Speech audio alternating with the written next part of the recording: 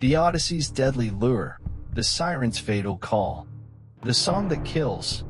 Imagine sailing toward a sound so beautiful it promises everything you've ever dreamed of, only to realize it lures you to your death.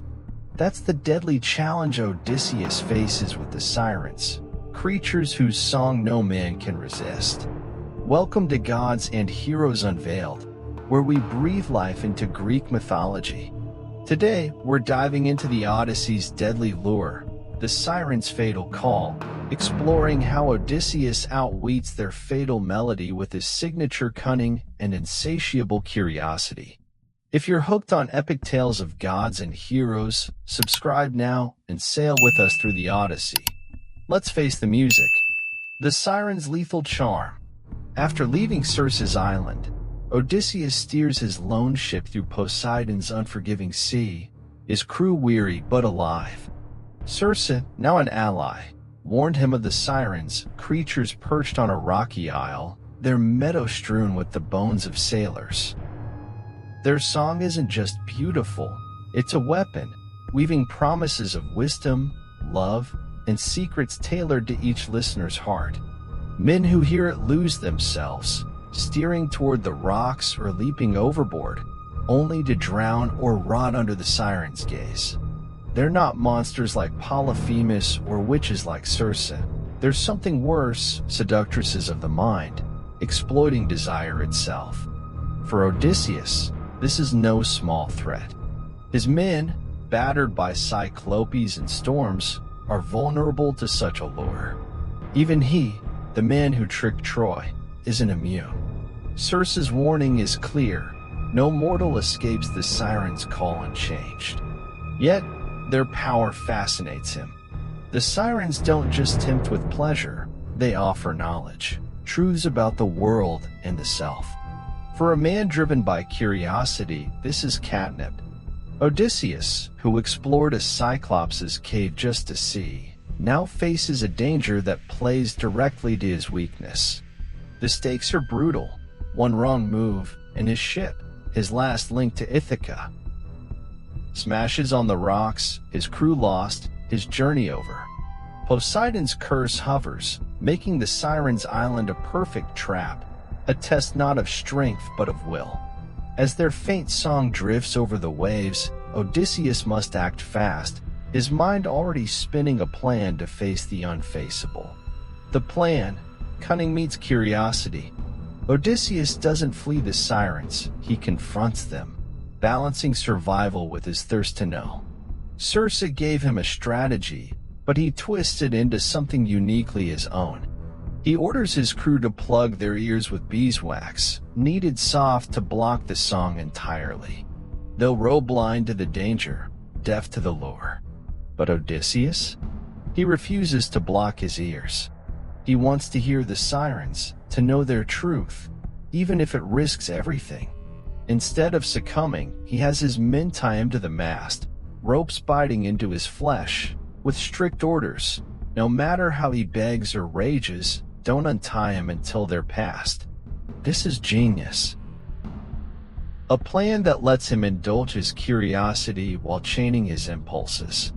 As the ship nears, the Sirens' song hits like a wave. They sing of Troy's glories, of secrets only gods know, their voices weaving a spell that claws at his soul. Odysseus writhes, screaming to be freed, his body straining against the ropes. His men, deaf to it all, row on, their trust in his orders holding firm. The plan works because it's not just clever, it's self-aware. Odysseus knows his weakness, his hunger for knowledge, and builds a cage for it. Unlike Polyphemus, where he tricked a foe, here he tricks himself, using discipline to outwit desire.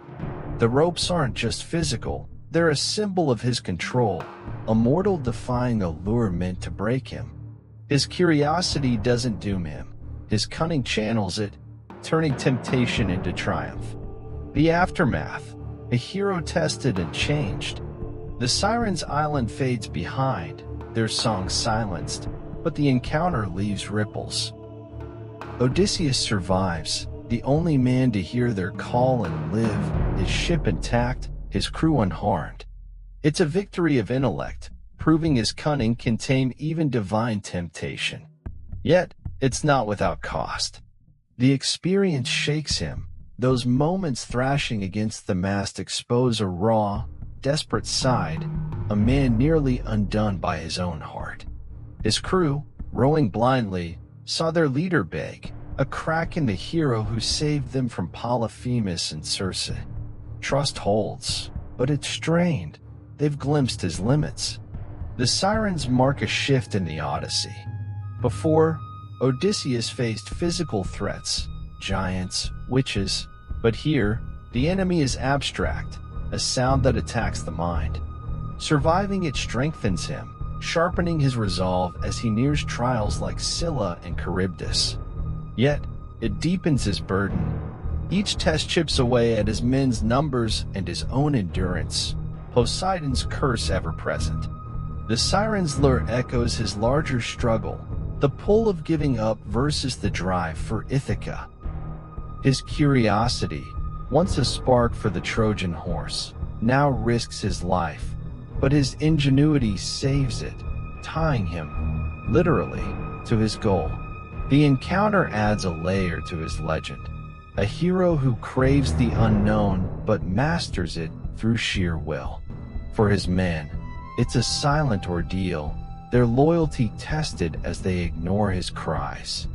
For Odysseus, it's a brush with oblivion, a story he'll carry as he sails toward home. Outro, a song defeated. The Sirens' fatal call nearly claims Odysseus, but his cunning and curiosity, bound by ropes and resolve, steer him through. This clash of wit against temptation marks another step toward Ithaca, but deadlier tests loom. Subscribe to Gods and Heroes Unveiled to follow the journey. Don't miss what's next. Tell me below, would you dare hear the Sirens' song, or plug your ears like the crew? Let's keep this epic alive together.